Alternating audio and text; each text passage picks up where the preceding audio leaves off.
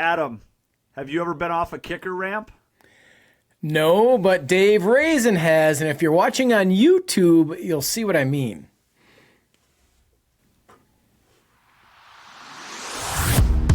It's showtime. This is The Ski Show, the ultimate show ski podcast, and your one and only source for all things show skiing, bringing you news, knowledge, and interviews with the legends and stars of our sport. Here are your hosts, Matt Heilman and Adam Schaller.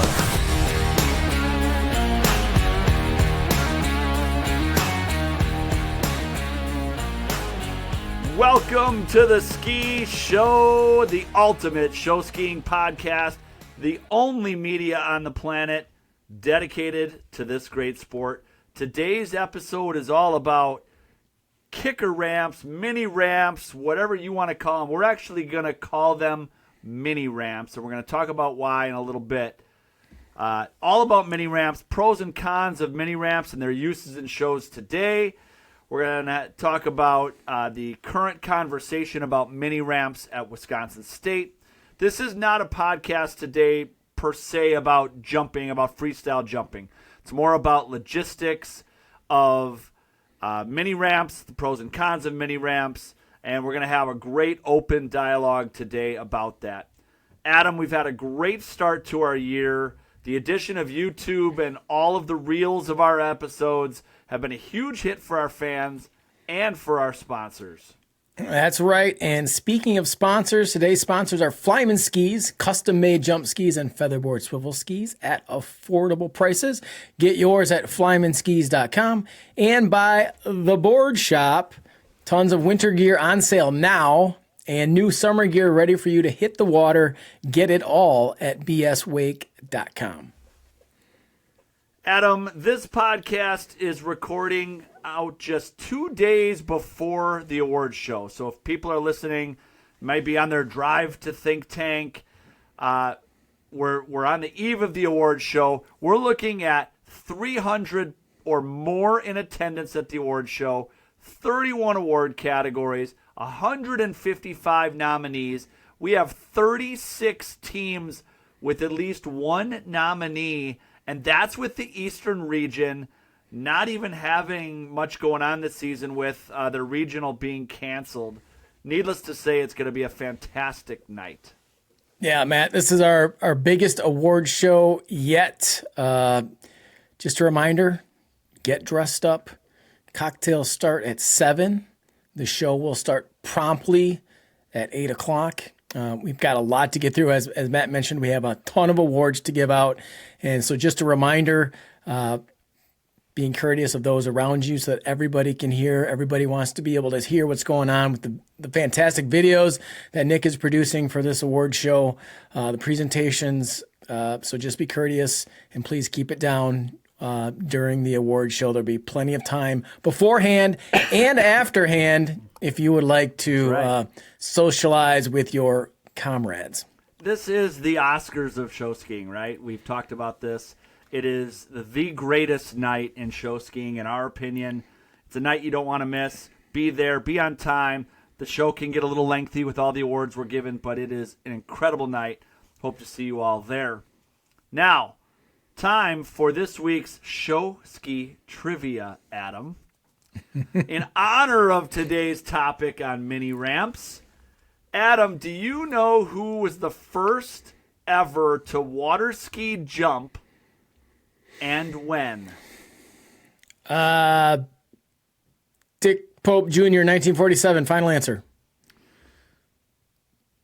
That is wrong. Did I get either of them right? Person or date? No. Okay. No. All right. No, not and the years are all off. It happened in 1925. So only 3 years after water skiing actually started, some Yahoo went off a jump. Okay. Well, not any Yahoo. Ralph Samuelson. So the original. The father of water skiing jumped on July 8th, 1925. He went off of a ramp. He fell a couple times, but then he soon landed. He actually landed and succeeded on his second try. It's about a 4-foot ramp. And then he also got into ski racing. He was going 80 miles an hour in 1925, like wild stuff. Like his skis were probably longer than the jump at that time. Oh, they were crazy. There were like images of them. Yes, they're crazy, and it's interesting to see where skis have come. There was another. Speaking of mini ramps, there is a famous jump on television on a mini ramp. Do you know who and when and what? No. No, I have no idea. Fonzie. That was a mini? Well, I mean, I know he jumped over the shark, right? Jumped over the shark. We'll put it in this episode. It's about a 4-foot wide, 12-foot long mini ramp. It looks like the old wood one that Mad City had as our original mini ramp. Probably was the original ramp. Yeah, so Fonzie jumping over the shark, which interestingly enough was, I believe, Ricky McCormick doing that stunt, was off a mini ramp. So there you go. There is today's show ski trivia. All right, well, before we get to today's guests, since we're still talking about ramps, let's talk about Flyman skis, Adam. You know, whether it's mini ramp or full-size ramp, these are the skis you need, fully customizable, and soon to have a honeycomb option as well. Yeah, and these skis are affordable. They're made for skiers, by skiers. The Featherboard swivel skis are probably the most beautiful skis on the market. Skiers everywhere are making the switch to Flyman, and you should too. Get yours at flymanskis.com. That's flymanskis.com. Time to get to our main interview today. We are talking all things mini ramp, and to help us with this conversation, we have 4 well-connected, influential show skiers on the show today. We have a Rock Aqua J and NSSA elite athlete rep, Wi-Fi extraordinaire, David Rezin. Welcome. We have Raefe Gross, member of Shermalot and the Wisconsin Water Ski Federation Executive Board. We have JT Sachs, a longtime member of the Aqua Skiers, host of the Wisconsin State Show Ski Tournament.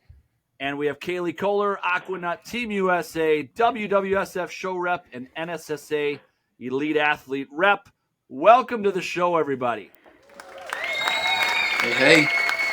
Good to finally be here. Glad our audience doesn't know the hour we just wasted getting connected here, but that's for another day. Let's set up today's conversation with this. We believe that this podcast has been and can be one that's a forum of important conversation, okay? Friendly debate, banter, back and forth on various topics.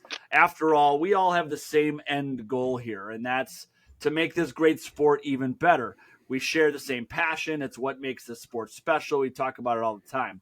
So with that, we want to talk about a topic that's been a topic of conversation for some time, and it's gotten considerable conversation within the state of Wisconsin of late, and that's the topic of mini ramps. And so we're going to talk all things mini ramp today. Yeah, and let's clarify one thing first. Matt, you're using the term mini ramp, but I think a lot of show skiers refer to it as the kicker ramp. Mm-hmm. But it's if somebody could jump in, and it's not actually a kicker, correct? We're not talking about a kicker ramp. A kicker is something that's shorter. It has a curved incline and actually kicks the skier upward rather than out. We're not talking about that. We're talking about a mini ramp, which is essentially just a full-size ramp, but half as wide, correct? Correct. Okay. All right. Good. Yeah, now that we got that clear. Thanks for setting that up, because you're right. Because like people, kicker ramps at cable wake parks are, have that inverted ramp. Mini ramps, we can talk about the evolution of it. Do you guys remember when you first saw a mini ramp in shows? I'd love to hear from all of you, because I was trying to think about this today. When was the first version of a mini ramp that we've seen in shows?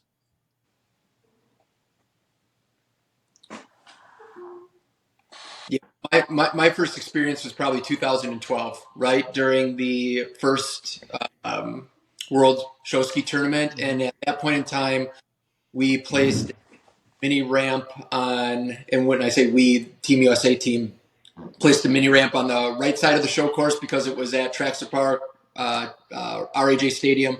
There's a mini ramp on the right side of the show course, but a lot of people don't remember on the left side of the show course there was also a mini ramp, Texas style, on the back side of the main dock, being 20 feet in width by 40 feet in length. And at that point in time, again, I think at that point it was truly a kicker. To be honest with you, it wasn't the same dimension as a quote unquote mini ramp, having the same dimensions as a conventional ramp. And again, it went over the actual dock.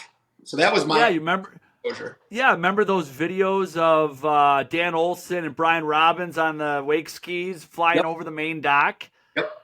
That was awesome. Yeah. Yep. JT, was Bartlett's using a kicker ramp when you were there? No, that was a little after I was there, but they set one up on the backside of the main dock, and they did wakeboard stuff off there. They did some clown act stuff off there. You know, when you talk about those jumps and that style jump, I mean, really that goes back to probably the 80s when we used to do road shows and we had a portable jump that we would drag around. It was very similar to the kicker we have now, just made out of wood and wax and everything else. But that's, if you really want to go back, that's probably when that actual style kind of came in, portable ramp type deal. Then things kind of evolved with the Pro Tour jumps back in the day. Those were the Aqua Skiers when those first were coming out. Probably, I think we got that jump in the early 90s where that was like a full portable jump where it folded out, had the hydraulics and everything else. So that kind of evolved. That's another spot that it went off to, but kind of started with the whole portable part of it. Yeah, so it was half as wide. It was easier to just tow down the road, get it to road sites, side and curtains straight down the road. Had a couple poles with 10 guys to lift up on the thing, stick the poles underneath it, and wasn't the safest thing, but people went over it. And I remember stories, I don't know if I saw it, heard it, or it's urban legend, but of literally back in the day, you could put like a plywood ramp on a pickup boat, and people would jump over off of pickup boats, and that was legal. That was in our rules. You could literally stick a piece of plywood on the side of a pickup boat. Any recollection of that? I don't think any of us are that old, are we? Nobody's that old. I don't think so. No. I don't know. You guys are pretty old. Nope. You could drive the ramp right under the skier at that point. They don't even have to do anything. Right. You know, but I'm not sure if there's a rule book that says you couldn't do that yet. No, there really isn't. I mean, if posing that question, I'm just thinking, kind of outside the box. As long as you're within an acceptable depth of water, you could probably do that without wear a helmet. Okay, so mini ramps essentially got their start as kind of ways to get a ramp to a road show because they were just less wide, but then kind of evolved to, as Dave said, Team USA in 2012 was used one on each side of the show course. And now where we are today, you're seeing a lot of teams use them where they're positioned on the, opposite the main dock, both in home shows and in a tournament type setting. Let's talk a little bit about the pros and cons of having that mini ramp positioned kind of where it is as we know it now, right? Opposite of the main dock. So go ahead. I think the biggest thing is on the nice side of having it there is that it's the same hit as the normal ramp. Going back to if it's on the other side, it's got to be Texas style.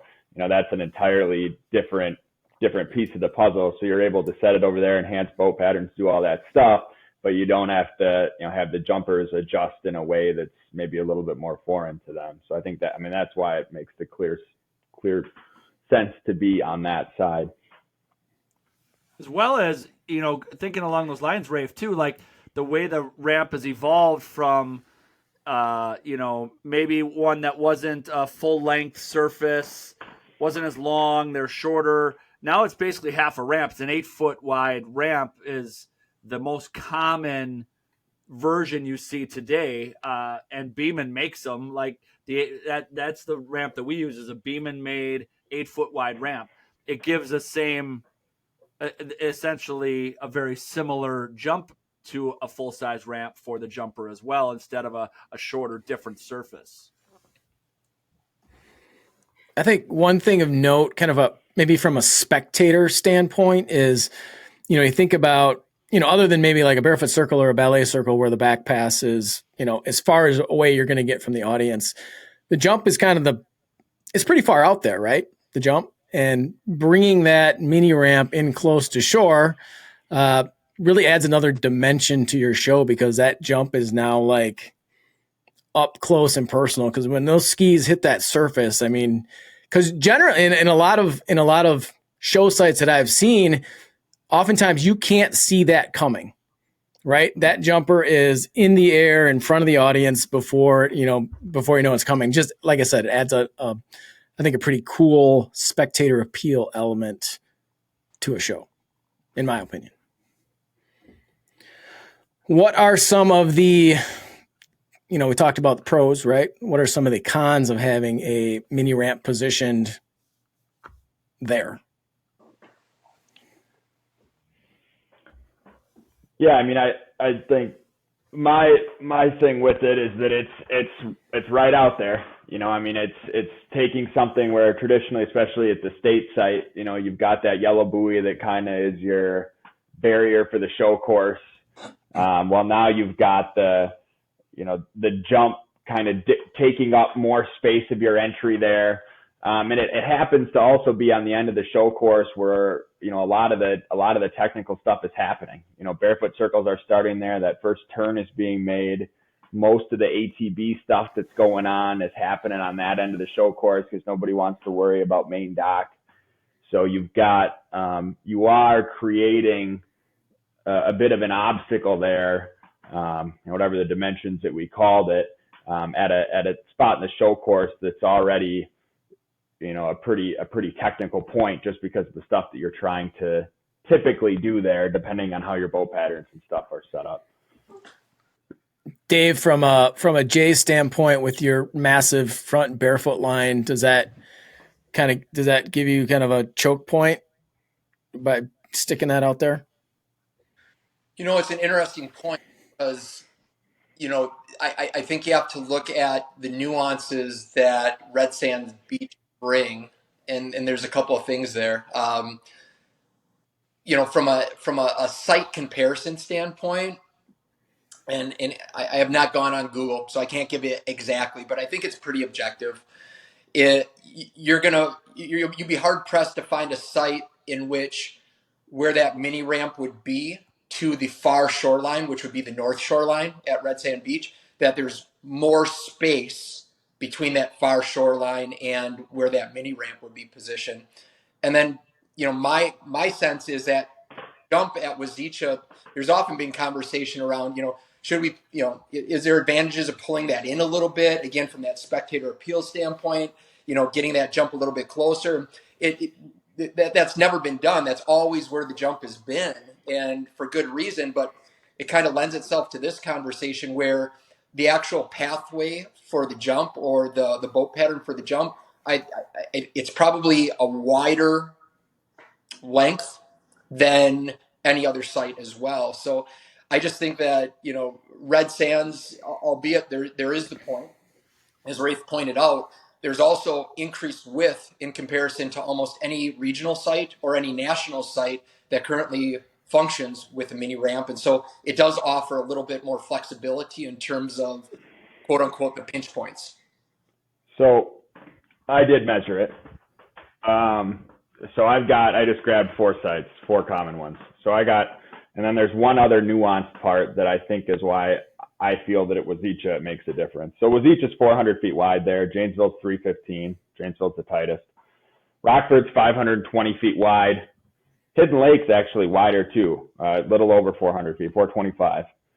But the one intricacy that I see looking at it, and I think that's why when sitting on main dock and looking down the line at it, and why I think it feels tight, is that Wazeecha kind of coves in, and everybody's got this tendency to bring their stuff right into shore, follow that shoreline right along.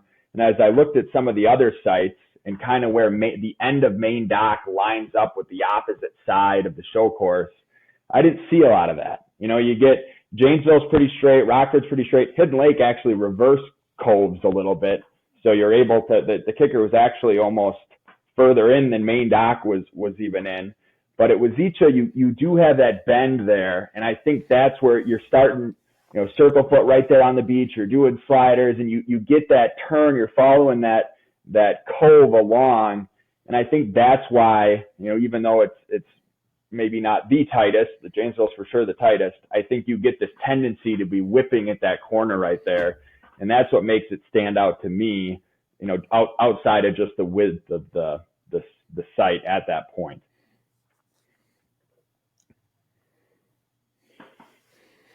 So let me ask this then, because it brings up a good point. Having set that mini ramp each of the last few years with Dan Wong and a number of other individuals, Aragorn Lighting and whatnot, that where the mini ramp has actually been stationed for those teams that actually choose to use it, it may be slightly, and when I say slightly, feet outside of where that buoy is currently placed. If the concern is that that ramp is significantly outside, I guess I would question that a little bit. I would debate that only because we know that's not true, and we ultimately pitch that ramp to a point where the landing area falls within chest deep water, which is what's ultimately called for.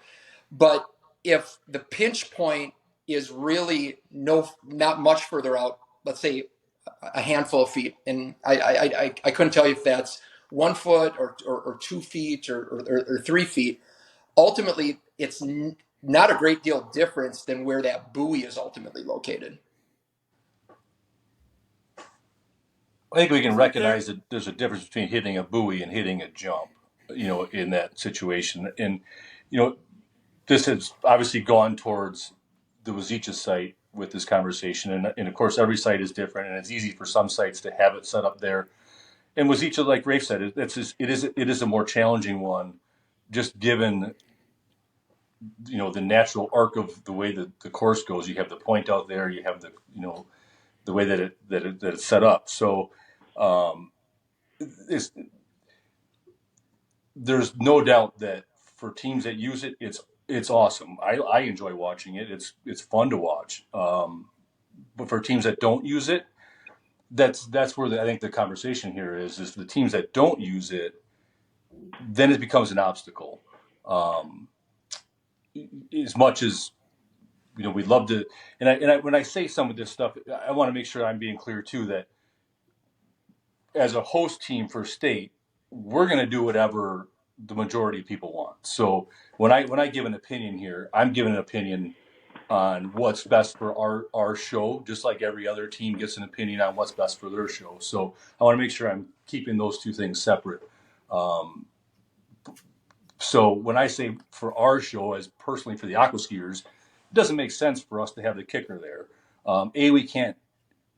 It's not something we can utilize in our show on a weekly basis, just because it would take an hour to drag the thing down there for the show, an hour to drag it back. We can't leave it there. It's a public beach.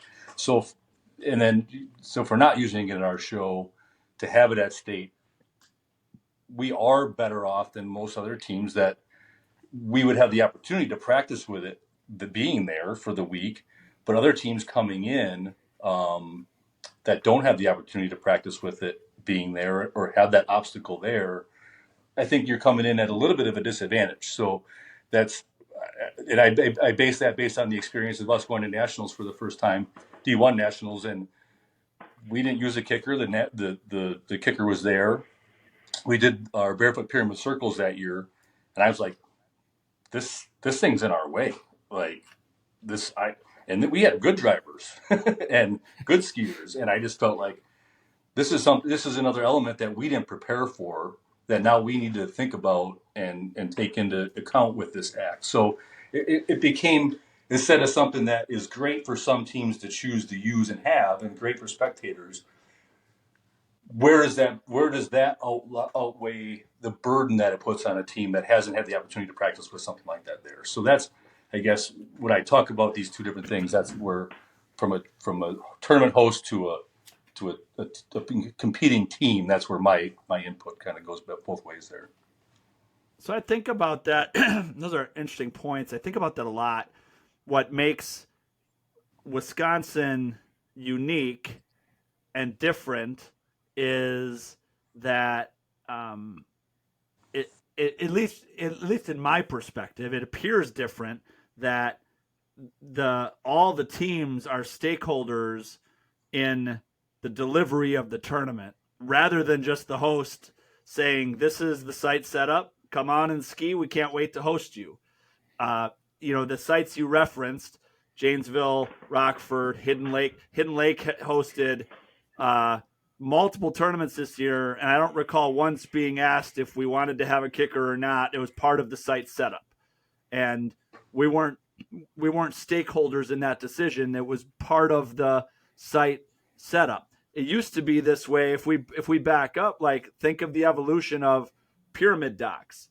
When pyramids stopped going off of the main dock, it became an additional component of the site setup to have docks down yonder, and that became a conversation. Are they in the way for barefoot lions? Where do they get set up? And now it's a regular component that we wouldn't want to do without at any tournament, and not all teams use them. Some do, some don't, but it's part of the site setup. Some use the back dock, some use the front dock, some use the main dock, some don't. And so I wonder if or when this will get there, because I showed up at Nationals and there was a kicker there. And Central Region teams showed up at Central Region and there was a kicker there. And is that so? It makes me think it makes Wisconsin unique, not in a good or bad way, but it's unique that it's a different conversation. Well, Matt, can we back up just for a second, just for, I guess, my own clarification and probably for people listening? Who determines, from the different tournaments, who determines the site setup? Is it just the tournament host, or why is Wisconsin unique? Is there a vote, or what's, I guess I don't understand what's different between Hidden Lake and decide there can be a kicker and Wisconsin there isn't. Is who decides? So Anyone I can want to dive in? Yeah, go ahead, Kailey. Yeah, sure. I can go ahead and touch on that. So specific to this year, one of my roles as WWSF rep is to listen to the voice of the skiers, listen to the teams, ask them what they need, and then serve as a liaison to the WWSF board. So this year it was brought to my attention by multiple teams that they wanted a mini ramp permanently fixed in that show site. Mostly because they wanted it to, be similar to what our nationals site is. So that is why this year it was brought to the WWSF board as a whole that we would vote on this and consider whether or not a mini ramp would be part of that tournament setup, or whether or not it would stay the same as it currently is, which is that mini ramp is at the back dock and teams are required to bring that mini ramp into the show site during their 10 or 20-minute setup and then tear it down in their 10-minute tear down. Got it. That makes sense. To further answer your question, though, Adam, there are minimum site criteria for hosting a tournament, and it includes certain size main dock. It includes there's certain sites that mini ramp is not a required component in the rule book at this point. Now, there's lots of precedent for it, given that it's been at every nationals for the last several years. However, it's not a required. It's still optional at this point. Of equipment in the rule book. Okay. I think the interesting part of it that nobody wants to go ahead and force a given division, because there's 3 divisions at state, right? For those who are listening, Wisconsin State Tournament has currently 3 divisions. Packs the slate 8, 9, 10 teams per division.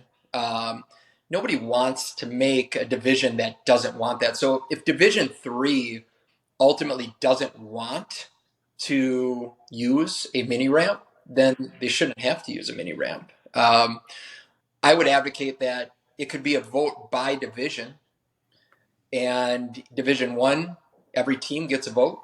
And if they want to go ahead and they want the mini ramp set, then it can be a permanent piece of equipment for that given tournament, which is by division.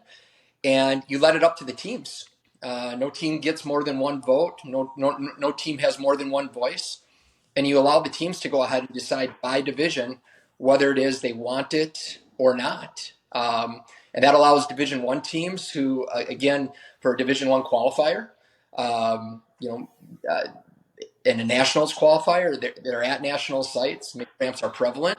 But if Division 3 teams, if they're not there yet and they don't want to go ahead and ultimately utilize it, which I think based on that January vote was overwhelming, they were not in favor of it, then they don't use it. And you allow the teams to ultimately decide. The hard I part do feel that for me. Go ahead, JT. The hard part for me I guess the hard part for me is if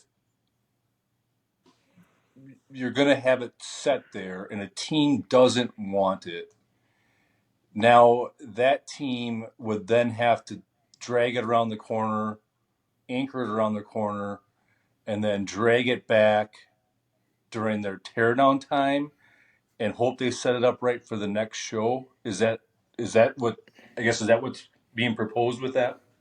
I don't think that's a suggestion. I think it's either there for the duration of the tournament or it's not. So you wouldn't. So if you didn't want it, let's say we're a Division 2 team, it's a 1 extra team votes that they want it. Let's say it's a 5-4 vote. The 4 teams that don't want it, it's part of the site setup, don't have an option. Yeah. I'm not in favor. I'll just be clear. I'm not in favor of not having an option. I just don't understand if, from every argument that I've had against it and everything I've heard of people that set it up, nobody has complained that it has been hard to set up. And so I guess I don't like not having the option. Personally. I'm starting to catalog points here, so I want to just make sure I get a couple in, otherwise I'll forget them. So the first one, the divisional thing, I think is a dangerous precedent. To now start having different tournament user guides at different levels of the tournament, I worry a little bit directionally about what that means, and I don't know if I like the bifurcation between divisions. The other thing that I wanted to mention, and I think this goes back to a couple points ago that JT said, obviously I care about the safety of my own skiers with this, and we can describe that as maybe, being team focused, but broadly, the Wisconsin State Tournament has probably 2-3 times the polls of any other tournament, in terms of people behind boats. It's got a broader range of skills when it comes to boat drivers. It's got the most diverse group of people out there and the most shots on goal for things to happen. We're at a time in our sport where insurance is getting harder and harder and harder to get. Liability is tough to deal with. Premiums are going up. We're struggling there. And I see us mandating to put one more obstacle out there with a broad set of experience on the driver front. A lot of technical maneuvers happening on that end of the show course.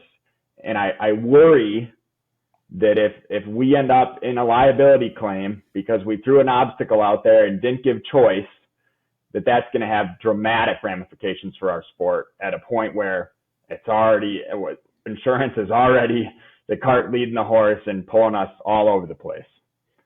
So, I mean, I don't want this to be a Shermalot standpoint thing here as I wear the badge. As I think about it, it's the safety of my skiers, but it's across the sport. It's not it doesn't work for our boat patterns. I don't want it there type of thing. The discussion is definitely different than that. Oh, I can appreciate that viewpoint, Rafe. What I would say contrary to that is that, like Matt said before, there's been an evolution in our sport, whether it be docks, back docks, upriver docks, whether it be barges, whether it be, there was a time where people floated in additional ramps or whatnot. I don't think that when it comes to, and I want to be conscious of this, when it comes to subjective or anecdotal risk concerns, we can't take into account what's happened in the past, right? And so, to my knowledge, there have not been any mini ramps that have been hit, that there's been a collision involved in up until this point.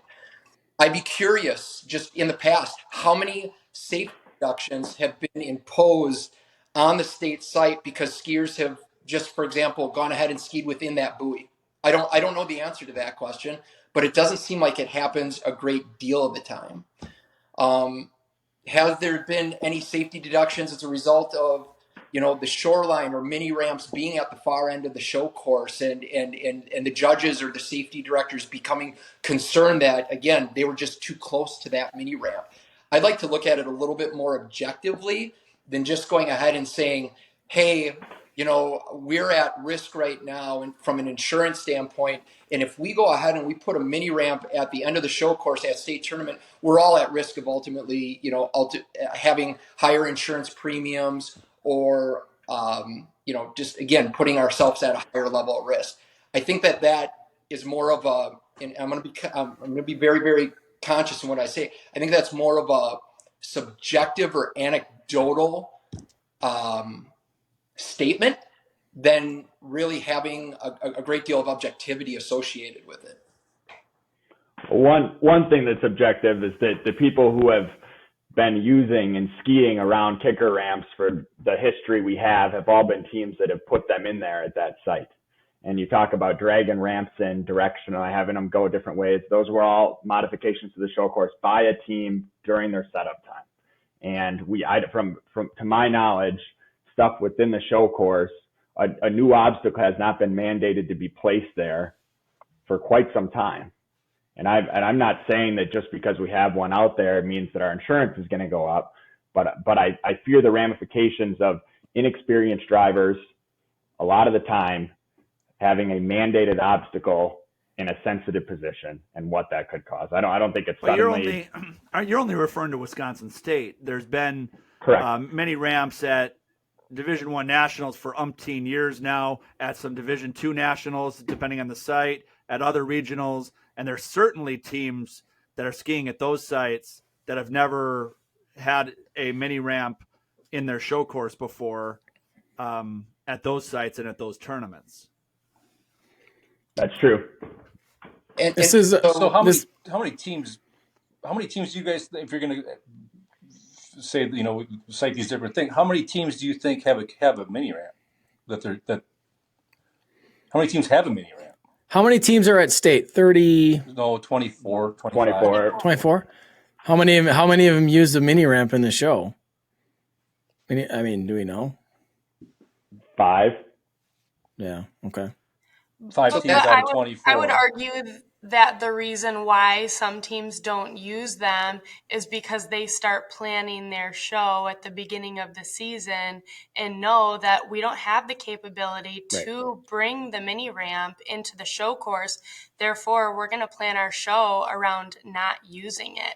There were several teams who, when they were talking at the WWSF meeting, that the reason why they don't use it is because they simply don't have enough people to bring that mini ramp into the show course during their 20-minute setup, and then again take it down during their 10-minute teardown. I do think that if it was in the show course, that there would be more people, more teams that would use it because they know that it would be there. Well, I guess that goes back to the question, how many teams have it? I guess my point is, as if you're going to put your show together, right? If you don't have a mini ramp at home, you're not just going to Yeah. throw it in state, are you? Like, No. so No, well, I so guess there, so I wouldn't. to say that they're not using it because it's not there. Do they have one? You know, in order for that to be valid, they need to have one that they're. I mean, They need to be using it that's at home. Yeah. Sure. Yep. Sure. I mean, I would argue that there certainly could be education in that regard. Like there are teams that use the main ramp within a multi-boat montage, and we all watch the waves roll in as the shoe skier goes by into those jump waves. And if they had just used the mini ramp for that jump that went by, those waves would be gone and they running inline patterns rather than using the main ramp for a montage or a variety act. Like I look at the evolution of our sport and where's it going and where do we want it to go. That's just me as somebody who envisions what it's going to look like. If 10 years from now, I think there's not going to be fewer kickers at home sites. There's going to be more. Listen, I'm all for it. I think for shows that utilize it, I think it's great. To that extent, I mean, we are proactively looking at, when I say we, the Aqua Skiers, we are working with the county right now to try to get that whole area dredged out. Ever since it was dredged back in the early 90s, that's been filling in. So we're working with the DNR, we're working with the county. Our goal is to have that dredged out at some point. We're hoping by this tournament. So we're looking to be proactive about it and try to make it. We're not trying to make it so that you can't use it. We want people to be able to use this thing, and we want to be able to do it in a safe way. So we're trying to be as proactive as we can, given the limitations of our site. If we can dig that out, the closer we can bring it into shore, the safer it is. In the hopes that everybody at some point will be able to use it. I just think we're not there yet, and I think I just keep going back to that whole don't take away the option part of it for me, and that's whatever we can do to make that thing easier to get in and out as hosts, to be able to make it so that's not a hindrance for teams to use that want to use it. Certainly that discussion can go a number of different ways. We're open to ideas always. The people that have, you guys, Matt and Dave, and the rest of you guys that have helped put that thing in place and anchor it, that we appreciate that. We want to make that accessible. We want to be the best hosts we can, make things available as best we can, and so people can put the best shows on they can. So at the end of the day, we're not against having that thing there. We just want to make sure it's done in a safe way. So. And as a team that had 45 costume bags out last year, I think between Division 1 and Division 2, we're on the small end. I struggle with we don't have enough people to put it in thing, because I know I could find people to do it. I have my own mini ramp that is 8 feet deep on a flowing river, and I put it in by myself. And and it takes me 20 minutes by myself swimming around. So that piece too, I'm not sure that we're really causing that much issue by having that. So that's where I struggle with the taking away the optionality part too, because I don't see it as being as big of a hindrance as some of the field does. And same on WWSF when we've had the conversations there. Some people do feel that it's a pretty big ordeal, and I struggle to get behind that piece of it. So I want to go back, because I think, Rafe, that there is credence, and you made mention of concern around the bifurcation of offering different site setups for different tournaments, and I truly I can see that point of view. That being said, from my understanding, there was a vote that occurred in January among divisions, that it was broken down. And if you look at just the divisional vote for Division 1, it was overwhelmingly that they would like to see the mini ramp. And to JT's point, and I don't know if it's true, if it's 4 teams, 5 teams, 6 teams, but ultimately the vast majority of the Division 1 teams voted for the mini ramp, even teams that weren't currently utilizing the mini ramp. Division 2 teams, it was pretty close by team, but it was still for the use of the mini ramp. And then Division III teams, it was overwhelmingly, no, we don't want to use the mini ramp. And so the only reason I point that out is because, valid or not, because we can get into, whether club members have paid, or, clubs have paid dues and members have paid dues, all that.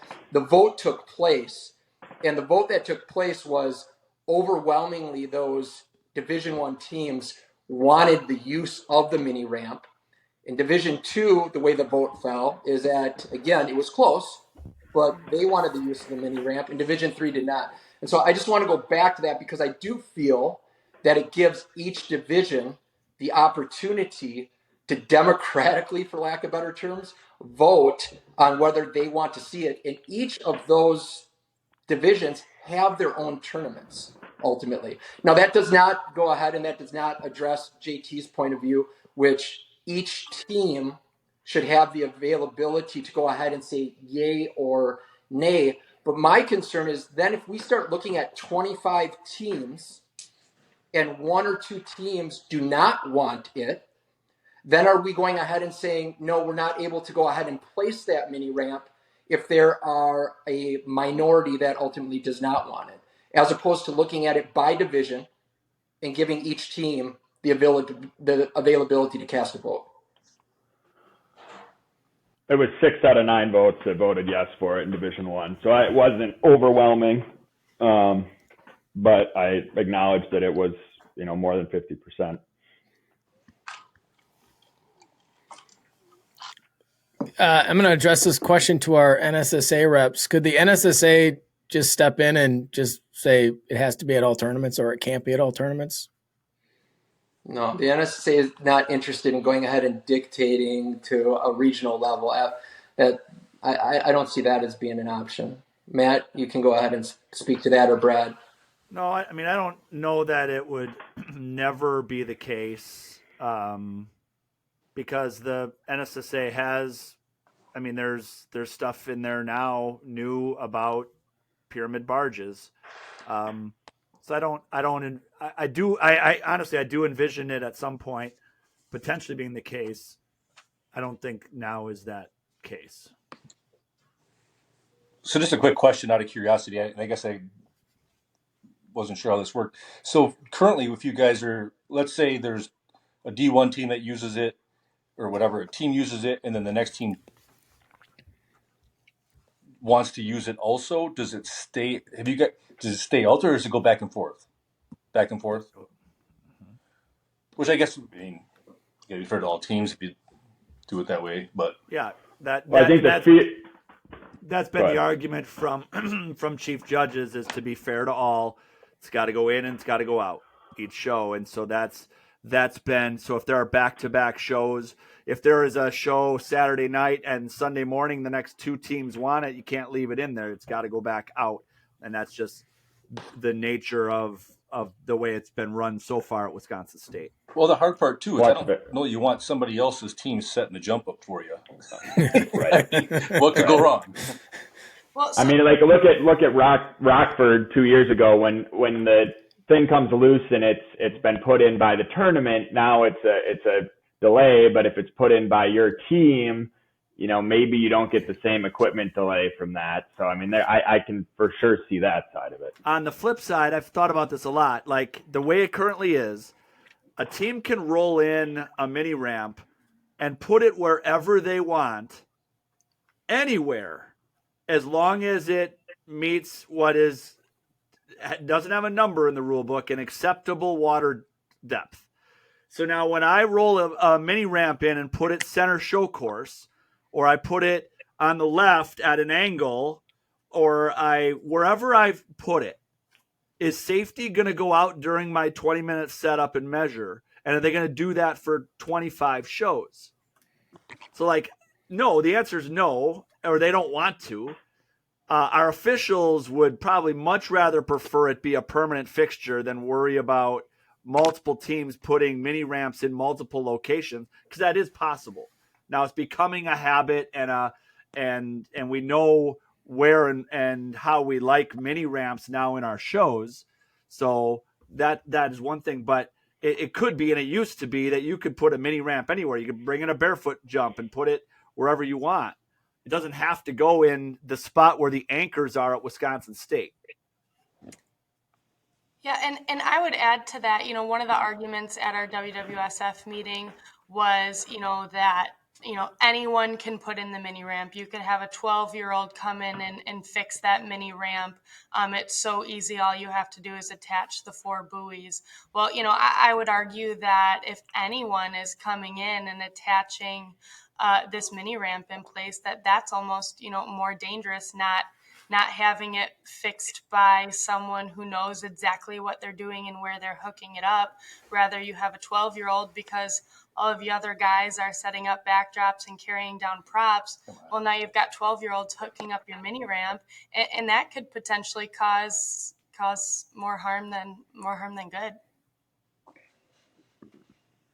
I mean, I think as a show director, you got to manage that. But you're right. I mean, if some random person is doing it, but I think the show director's got to be able to put that together. The example of the 12-year-old was, I think he was there with a couple other people. But at the same time, it was our $18,000 mini ramp being used by multiple teams, throughout the tournament, because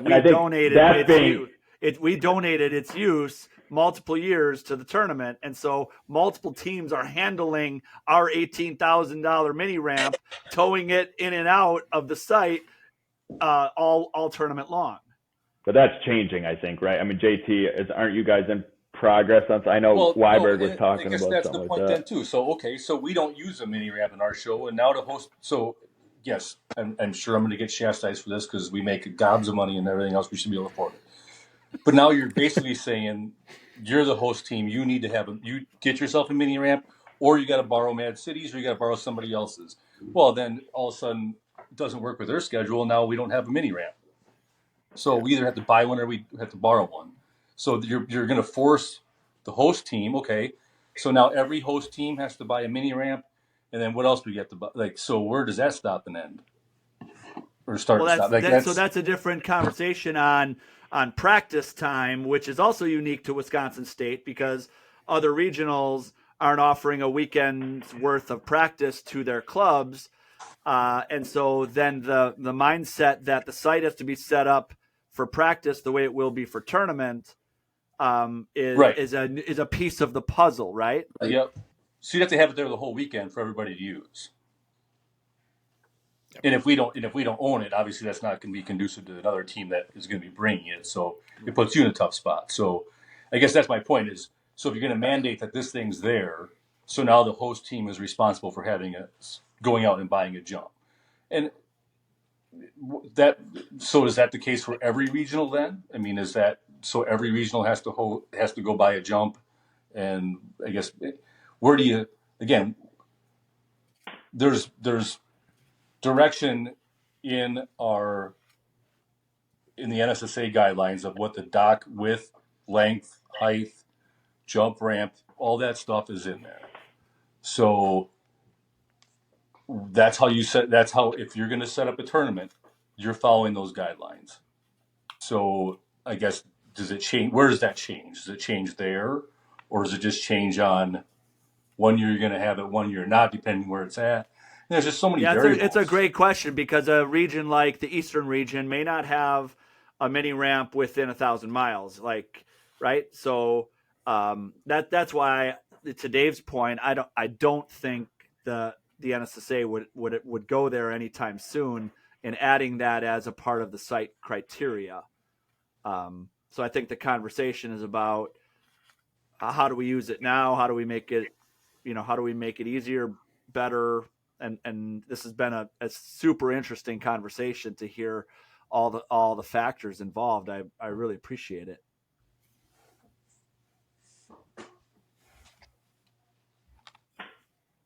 What else, Adam? What else? I don't know. I think we've covered the whole gamut of mini ramps. I mean, the points of view have been fantastic, both sides of it. I can't walk away from the conversation tonight and say we should definitely have one or we definitely shouldn't. I see it. Like I said, there's great points across the board for all of it. And, I guess only time will tell. Eventually this will play out and and we'll see. It's interesting to think about where, like to JT's point, as I play that forward, like where do we draw the line? Who is it available for, or who is it not? Do we require it? Do we not? And so then we play that forward to nationals. Do we think it can or should be a component at Division I nationals or Division II, or should that?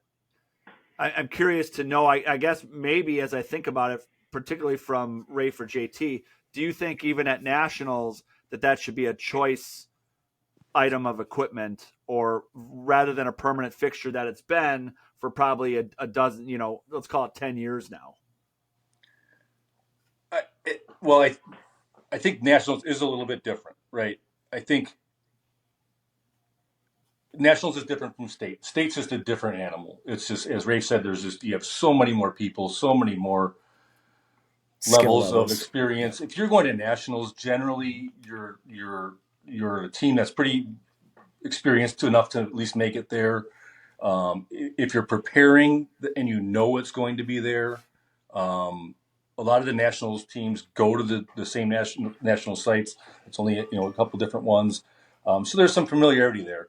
So I don't think, from national, I think national's a little different, and if you know what to expect, it's a little different than state is. I think state is, we're just given that state's at the same site every year with where we are with currently today with it.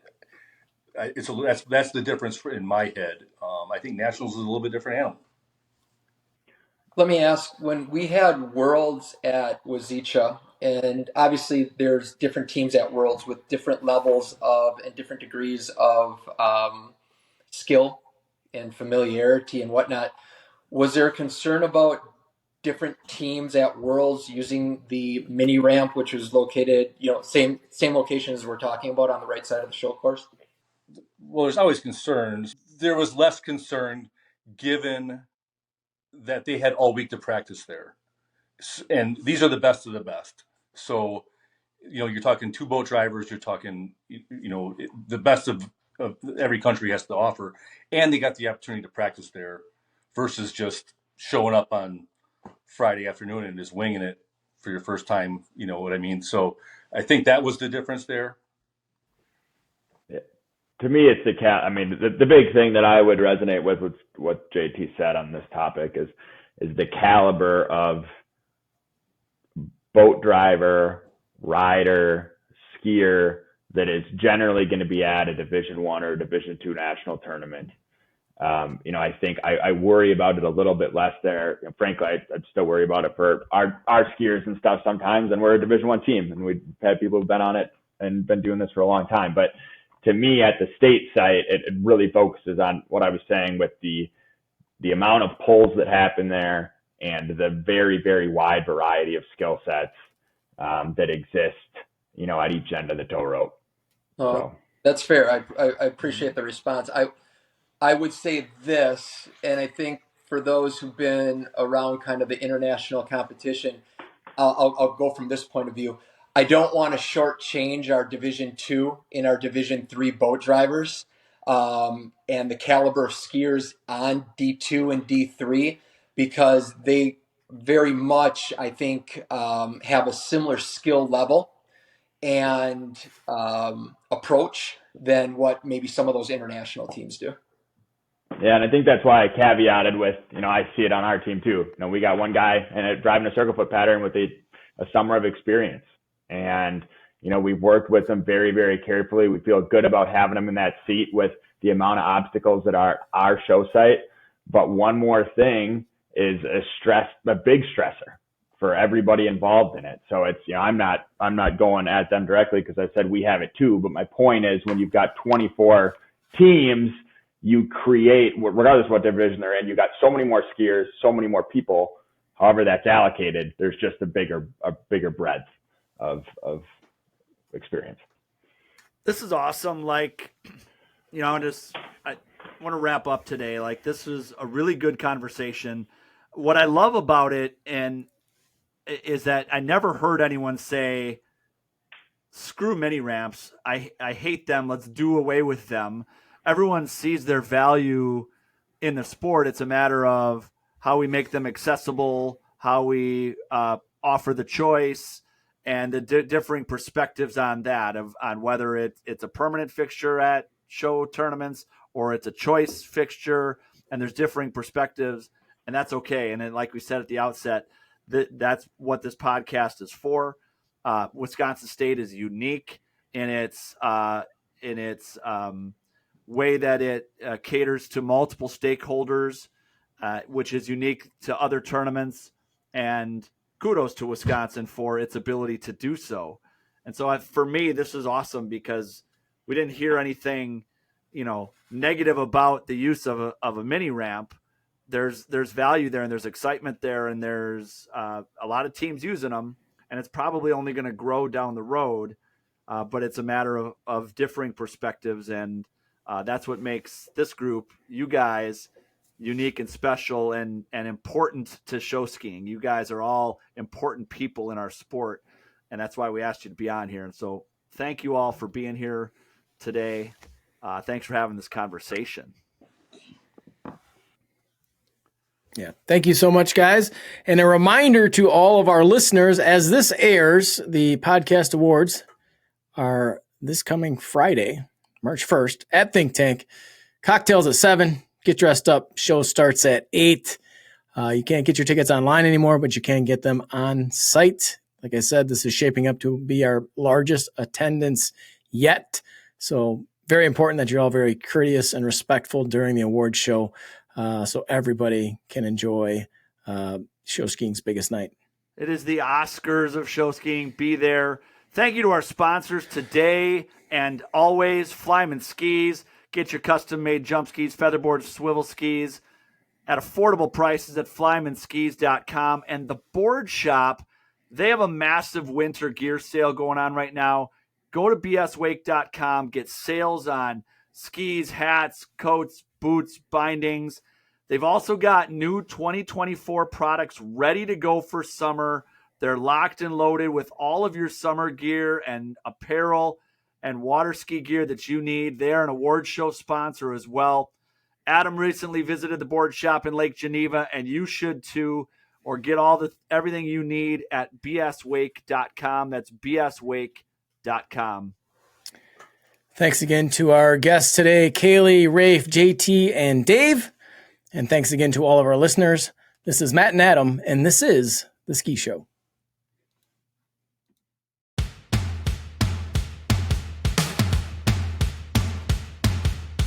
Thank you for listening to The Ski Show, the ultimate show ski podcast with Matt and Adam. If you have questions or ideas for the show, find us on social media or message us at theskishowpodcast@gmail.com.